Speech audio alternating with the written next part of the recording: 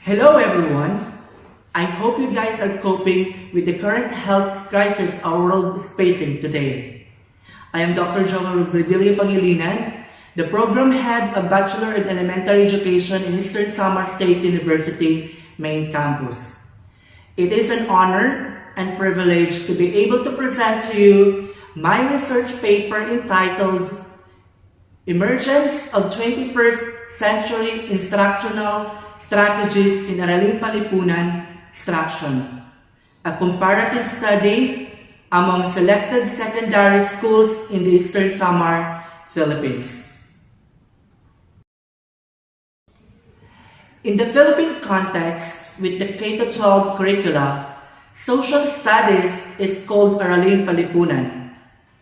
This term in Filipino is the most recognized name of the subject or course taught in elementary and secondary schools. The learning of Araling Panlipunan and in history is an intricate undertaking, and one of the challenges of the teachers is to encourage learning among their students. Previous research shows that Araling Panlipunan is not considered as an important and interesting subject by the students. Some even found it boring and impractical to their personal life.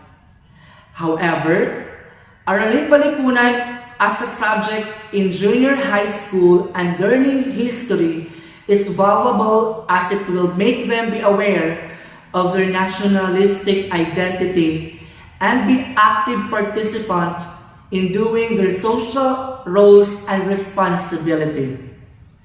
It is important to consider the teaching approaches in Araling Panlipunan to make it interesting to both learners and teachers for the effective implementation of the curriculum content. The teaching of Araling Panlipunan is expected to contribute to the development of a holistically developed citizen who is aware and knowledgeable of and critically analyzes current social issues and concerns in the local and global level. In the 2017-2018 Mean Percentage Score or MPS result, the Eastern Samar Division got 48.48% in Grade 10 National Achievement Test, which is far from 75% passing target. The result of this study guide the researcher in developing instructional material in teaching Araling Panlipunan. Number 1, determine the student and teaching respondents' use of 21st century instructional strategies in Araling Panlipunan instruction. 2, determine the student and teacher respondents' perceived satisfaction in the use of 21st century instructional strategies in Araling Panlipunan instruction. 3, test the significant difference on the use of 21st century instructional strategies in Araling Panlipunan instruction as perceived by teacher and student respondents when grouped according to schools. 4, test the significant difference of respondent perceived satisfaction on the use of selected 21st century instructional strategies in Araling Panlipunan instruction as perceived by teacher and student respondents when grouped according to schools. And 5, test the significant relationship between the use and perceived satisfaction on the 21st century instructional strategies in social studies instruction as perceived by teacher and student respondents. The researcher has chosen a correlational comparative design, and the study was conducted in 5 secondary schools in Eastern Samar, Philippines, with least National Achievement Test or MPS in Araling Panlipunan school year 27 to 2019. The grade 10 students were chosen as respondents from these selected schools in the division of Eastern Samar. The researcher has developed two types of survey questionnaire. One for the modal preferences of high school students and their level of satisfaction concerning the instructional strategies used by their Araling Palipunan teachers, while the other one is for the modal preferences of Araling Palipunan teachers and their level of satisfaction with the instructional strategies they use for their learners. To test the validity of survey questionnaires as instruments, it was tested to participants from other schools who are not included in the data. For Objective 1 and 2, the researcher has utilized median since the data were ordinal. Objectives 3 and 4, the researcher was used Kruskal-Wallis test to compare the level of instructional preference or satisfaction. Lastly, Objective 5, the researcher used Spearman's rank. This chapter presents, analyzes, and interprets data gathered from the teacher and student respondents. The results are presented according to the statement of the specific objectives that directed the study. Table 2 reveals the extent of the student and teacher respondents on the instructional strategies that are commonly utilized in Araling Palipunan instruction. Evidently, both students and teachers respondents were most of the time and sometimes adopting these 21st century instructional strategies in Araling Palipunan instruction. Results presented that these 21st century instructional strategies were applicable and accepted in Araling Palipunan instruction. As shown in Table 3, student and teacher respondents are somewhat satisfied with these 21st century instructional strategies in Araling Palipunan instruction. This means that more statements in this area are very much relevant to the student and teacher because they believe that these instructional strategies are not suitable for them.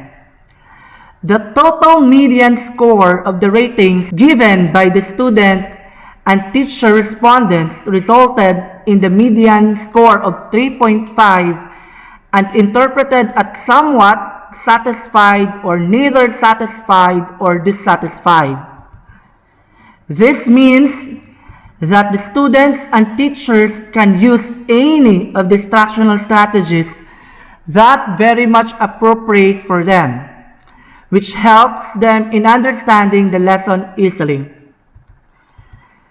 Table 4 shows the performance of students and teacher respondents on the school's use of 21st century instructional strategies in Araling Palipunan instruction. Since the computed p-values of both respondents are greater than the significant level at 0.05 level of significance. Thus, it accepts the null hypothesis, which states that there is no significant difference in the use of 21st century instructional strategies in Araling Palipunan instruction. Table 5 shows the performance of students and teacher respondents on the perceived satisfaction with the school's use of 21st century instructional strategies in Araling Palipunan instruction. Since the computed p-values of both respondents are greater than the significant level at 0.05 level of significance. Thus, it accepts the null hypothesis, which states that there is no significant difference on schools' perceived satisfaction in the use of 21st century instructional strategies in Araling Palipunan instruction. Table 6 reveals the relationship between respondents' use and perceived satisfaction with 21st century instructional strategies in Araling Palipunan instruction. Both p-values are less than 0.05 level of significance. The computed p-values of 0.219 for respondents, and 0.347 for teacher respondents. It illustrates a positive relationship between respondents' use and perceived satisfaction with 21st century instructional strategies in Araling Palipunan. Thus, it is statistically significant. Based on the findings of the study, the researcher had drawn the following conclusions. 1. Both student and teacher respondents using the 21st century teaching strategies in Araling Palipunan were on the somewhat satisfied satisfaction level. 2. Both student and teacher respondents affirmed that 21st century teaching strategies in Araling Palipunan were effective to a great extent. 3. There is no significant difference exists between the perceptions of the students and teachers on the effectiveness of 21st century Araling Palipunan strategies. 4. There is no significant difference exists between the perception of student and teacher respondents on the satisfaction in using 21st century Araling Palipunan strategies in instruction. 5. The application of the 21st century strategies in Araling Palipunan instruction indicates further that these strategies can also be an effective tool in enriching and revolutionizing the teaching of Araling Palipunan concepts. In light of the findings and conclusions cited, the following recommendations are made. Other forms of strategies in teaching Araling Palipunan instruction shall be made and applied to intensify and maximize further the learning experiences or experience of the students.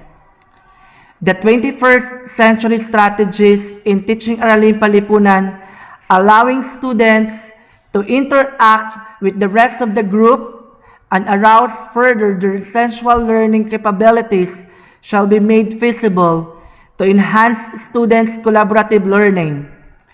Development of a learning material in Araling Palipunan instruction may employ the students as stipulated in DepEd Order 39 Series 2016.